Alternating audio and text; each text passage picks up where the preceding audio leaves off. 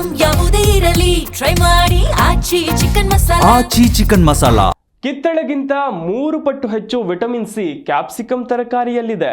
ದಪ್ಪ ಮೆಣಸಿನಕಾಯಿಯು ನಮ್ಮ ಸಂಪೂರ್ಣ ಆರೋಗ್ಯ, ಚರ್ಮ, ಕೂದಲು ಹಾಗೂ ರೋಗ ನಿರೋಧಕ ಶಕ್ತಿಗೆ ಉಪಯುಕ್ತ.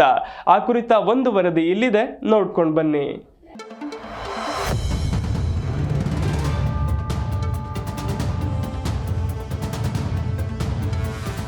ಕಿತ್ತಳೆ ಅಥವಾ ನಿಂಬೆಹಣ್ಣು ಅಷ್ಟೇ ವಿಟಮಿನ್ ಸಿಯ ಉತ್ತಮ ಮೂಲವಲ್ಲ. ಕ್ಯಾಪ್ಸಿಕಮ್ ಅಥವಾ ದಪ್ಪ ಮೆಣಸಿನಕಾಯಿ ಸಹ ವಿಟಮಿನ್ ಸಿ ಹೊಂದಿದೆ. ಕ್ಯಾಪ್ಸಿಕಮ್ ಆರೋಗ್ಯ, ಚರ್ಮ ಮತ್ತು ಕೂದಲಿಗೆ ತುಂಬಾ ಪ್ರಯೋಜನಕಾರಿ ಅಂತ ಪರಿಗಣಿಸಲಾಗಿದೆ.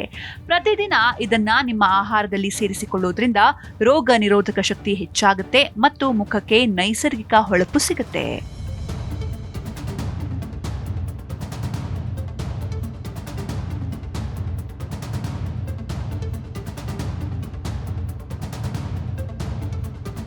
ನೂರು ಗ್ರಾಂ ಕಿತ್ತಳೆ ಹಣ್ಣಿನಲ್ಲಿ ಸುಮಾರು 50 ಮಿಲಿಗ್ರಾಂ ವಿಟಮಿನ್ ಸಿ ಇದ್ರೆ, 100 ಗ್ರಾಂ ಹಳದಿ ಕ್ಯಾಪ್ಸಿಕಂನಲ್ಲಿ ಸುಮಾರು 170 ರಿಂದ 180 ಮಿಲಿಗ್ರಾಂ ವಿಟಮಿನ್ ಸಿ ಇರುತ್ತೆ. ಕೆಂಪು ಕ್ಯಾಪ್ಸಿಕಂನಲ್ಲಿ 120 ರಿಂದ 140 ಮಿಲಿಗ್ರಾಂ ವಿಟಮಿನ್ ಸಿ ಕೂಡ ಇರುತ್ತೆ.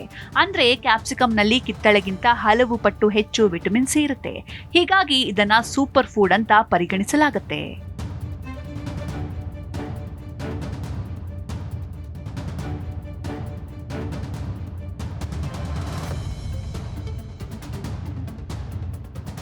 ದೇಹದ ರೋಗ ನಿರೋಧಕ ಶಕ್ತಿಯನ್ನ ಹೆಚ್ಚಿಸುವಲ್ಲಿ ವಿಟಮಿನ್ ಸಿ ಪ್ರಮುಖ ಪಾತ್ರ ವಹಿಸುತ್ತೆ.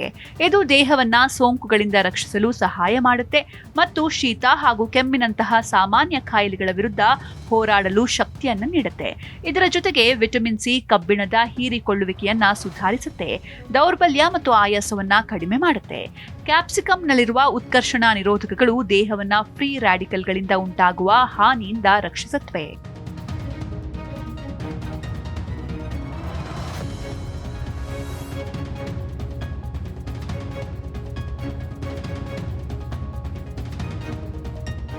ಇನ್ನು ಮುಖ ಮತ್ತು ಚರ್ಮದ ವಿಚಾರಕ್ಕೆ ಬಂದ್ರೆ, ವಿಟಮಿನ್ ಸಿ ಕಾಲಜನ್ ಉತ್ಪಾದನೆಗೆ ಸಹಾಯ ಮಾಡುತ್ತೆ.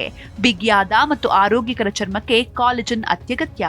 ಕ್ಯಾಪ್ಸಿಕಂನ ನಿಯಮಿತ ಸೇವನೆಯು ಚರ್ಮಕ್ಕೆ ನೈಸರ್ಗಿಕ ಹೊಳಪನ್ನು ನೀಡುತ್ತೆ, ಕಲೆಗಳು ಮತ್ತು ಅಕಾಲಿಕ ಸುಕ್ಕುಗಳನ್ನ ಕಡಿಮೆ ಮಾಡುತ್ತೆ. ಇದರ ಜೊತೆಗೆ ವಿಟಮಿನ್ ಸಿ ಕೂದಲಿನ ಬೇರುಗಳನ್ನ ಬಲಪಡಿಸುತ್ತೆ. ಇದು ಕೂದಲು ಉದುರುವಿಕೆಯನ್ನ ಕಡಿಮೆ ಮಾಡುತ್ತೆ, ಕೂದಲನ್ನ ದಪ್ಪ ಮತ್ತು ಹೊಳೆಯುವಂತೆ ಮಾಡುತ್ತೆ.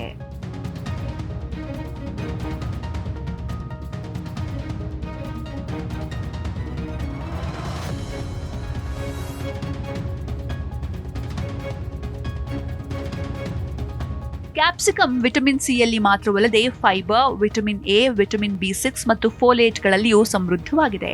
ಫೈಬರ್ ಜೀರ್ಣಕ್ರಿಯೆಯನ್ನ ಸುಧಾರಿಸುತ್ತೆ ಮತ್ತು ತೂಕ ನಿಯಂತ್ರಣಕ್ಕೆ ಸಹಾಯ ಮಾಡುತ್ತೆ. ವಿಟಮಿನ್ ಎ ಕಣ್ಣಿನ ಆರೋಗ್ಯ ಮತ್ತು ಚರ್ಮಕ್ಕೆ ಪ್ರಯೋಜನಕಾರಿ ಅಂತ ಪರಿಗಣಿಸಲಾಗಿದೆ. ಇದರಲ್ಲಿ ಕಡಿಮೆ ಕ್ಯಾಲೋರಿ ಅಂಶವಿರೋದ್ರಿಂದ ತೂಕ ಇಳಿಸಿಕೊಳ್ಳಲು ಯಾವ ರೀತಿಯ ಆಹಾರದಲ್ಲಿ ಬೇಕಾದರೂ ಸೇರಿಸಿಕೊಳ್ಳಬಹುದು.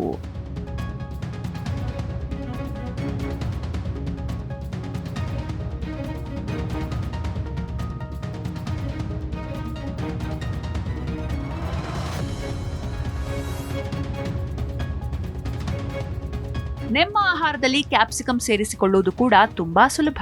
ನೀವು ಅವುಗಳನ್ನ ಸ್ಯಾಲೆಡ್ಗಳ ರೂಪದಲ್ಲಿ ಹಸಿಯಾಗಿ ಬೇಕಾದ್ರೂ ತಿನ್ನಬಹುದು.